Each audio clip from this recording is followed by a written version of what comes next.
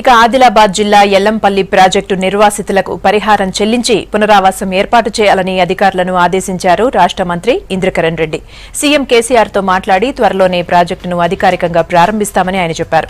అధికారులు స్థానిక నేతలతో కలిసి ఎల్లంపల్లి ప్రాజెక్టును సందర్శించారు. ఐకేఆర్ ఎగువన కురుస్తున్న వర్షాలతో ప్రాజెక్టులోకి వస్తున్న నీటి మట్టాన్ని పరిశీలించారు. ప్రాజెక్టు నీటి మట్టాన్ని ఎప్పటికప్పుడు గమనిస్తూ ప్రభుత్వానికి సమాచారం అందించాలని ఇరిగేషన్ అధికారులకు సూచించారు ఐకేఆర్. మరి ఇక్కడ చూసి ఎంతవరకు పూర్తయింది, ఇప్పుడు అన్ని గేట్లను కూడా పెట్టిన సందర్భంగా ఈ 20 టీఎంసీ నీళ్లు దీని కెపాసిటీ 20 టీఎంసీ పైననే ఉంటుంది.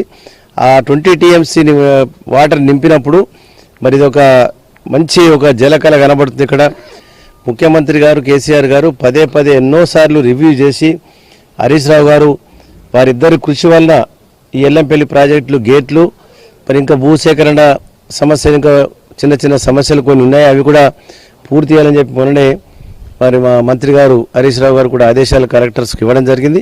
అది తప్పకుండా అది పూర్తి అయి వాళ్ళకి ఎటువంటి ఇబ్బంది జరగకుండా చేయాలనే ఆ విధంగా చేస్తూ ఉన్నాము.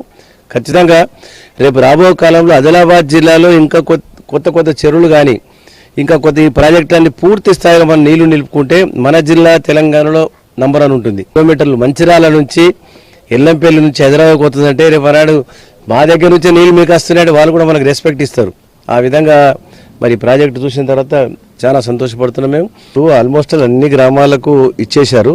ఈ 20 టీఎంసీ ఆపినప్పుడు వాళ్ళకి అన్ని ఎటువంటి ఇబ్బంది కాకుండా ప్రభుత్వం అలా ఆదుకుంటుంది. వాళ్ళు అధైర్యపడే అవసరం లేదు.